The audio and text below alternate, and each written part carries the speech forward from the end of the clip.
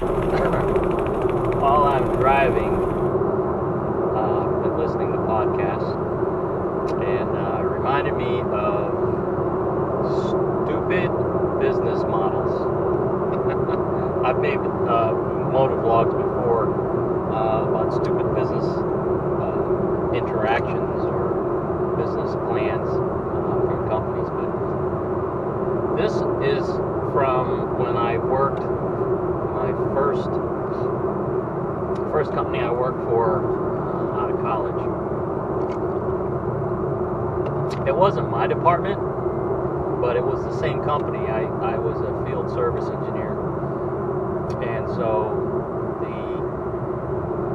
the site I went to, I talked to the other engineers, and they were just kind of having a conversation. I was just in the same room listening to them, and the site didn't have permanent buildings yet. It was a new build, so they had portable buildings, and they were saying that they rented the portable building from a company under their competitor for half as much as a portable building that came from a supplier that was under our company umbrella. And he was saying that the VP of our division said that, hey, we need to keep the money inside our house. So whenever you can, you need to purchase things like light bulbs or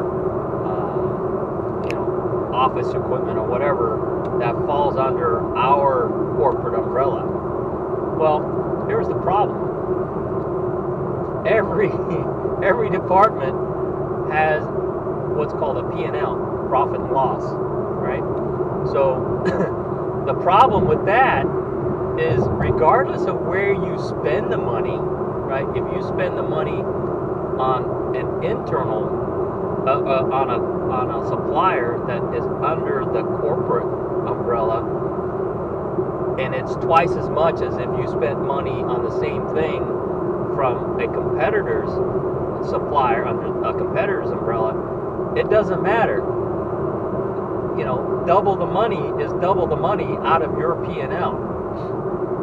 And every department gets graded or gets evaluated on their P&L, right? Oh, you spent this much money, but you only took in this much money, so your EBITDA, your net profit, whatever, I don't know if that's what EBITDA means, but your net profit is less because you spent twice as much on stuff that was for a supplier that's under the corporate umbrella versus you just went out and shopped for the least expensive thing to do what you needed to do. So any corporation that requires their department to only purchase things from suppliers under the corporate umbrella, even though it costs more than if you purchased it from a competitor, but then you will have to put in some kind of sideline in the revenue reports that said, oh, we bought this from internally, so we shouldn't get downgraded for our P&L because we spent more than if we would have purchased it from a competitor supplier. But that doesn't work. I don't think they care, I know they don't care. They just want to know, hey, how much money are we bringing in? Because it doesn't matter. You've got multiple companies under the umbrella. If this company makes more because this department spent more money on this supplier, this supplier is going to be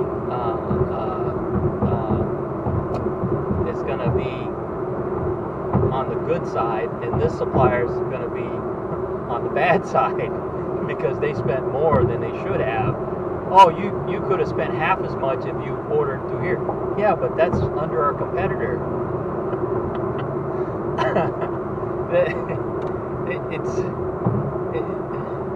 There's a few videos out there about the underestimating stupidity. There's more stupid people out there than we know, right? Everybody does something stupid. It's just like, in that movie, stupid is stupid does. But some people are just consistently stupid. I mean, that's how they survive is amazing. Being that stupid throughout their lives. But yeah, the other stupid thing I remember is when you have departments that are graded on their output, as long as they meet the bare minimums, that's not necessarily a good thing either. You have to look at the big picture, because one of the customers that we are currently doing work for, that my company is currently doing work for, a few years ago, we were getting parts from them to work on, but we would have to do rework on them, because even though they met the bare minimum of what the requirements are, what we were doing with them, we would fail the part. But it doesn't matter at that, at our customer's facility, because they were cranking them out and meeting the output numbers. They were meeting the drumbeat numbers, or getting as close to the drumbeat numbers as possible. But what they were doing was,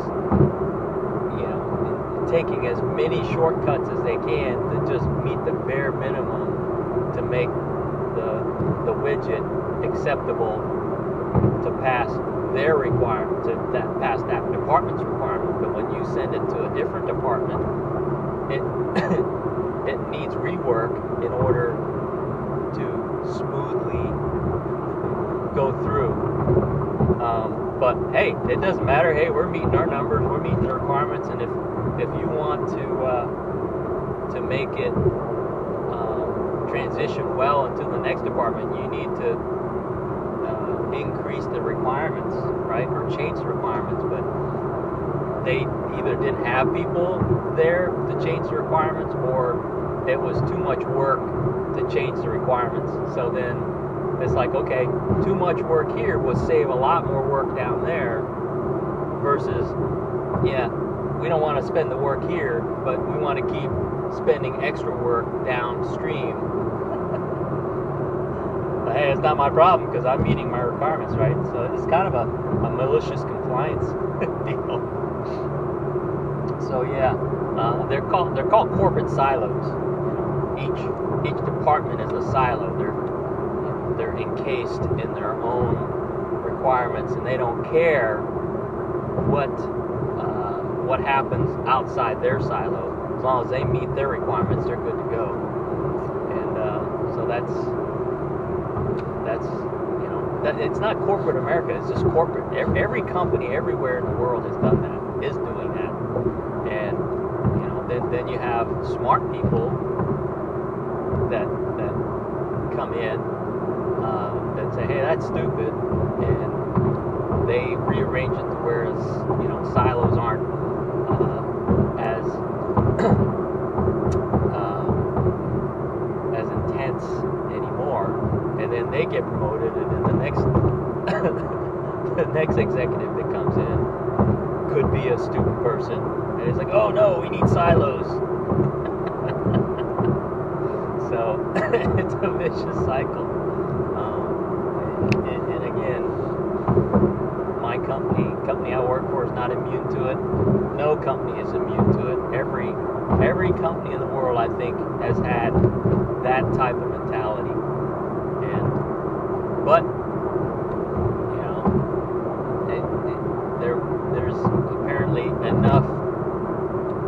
good side of things for society to keep progressing forward, even though there's stupid decisions, all over the place.